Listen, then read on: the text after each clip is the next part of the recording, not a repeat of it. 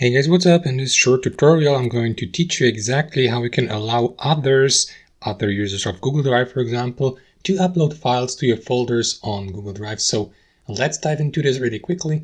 Now guys, all you need to do is head over to Google Drive, to your My Drive section here, and to select a folder you would like to share with someone. For example, let us go with that test folder I created for demonstration purposes. So right click on it, select share from the drop-down menu and then share again.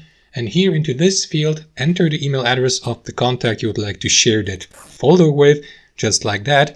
And the next step is super crucial, guys, super important.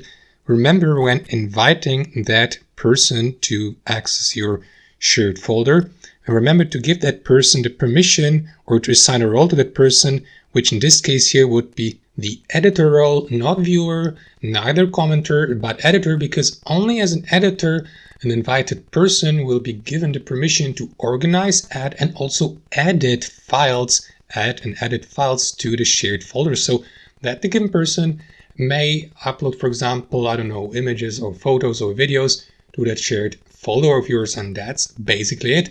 Confirm by clicking on send here. And that's all to it, guys. Thanks for watching and have a wonderful day.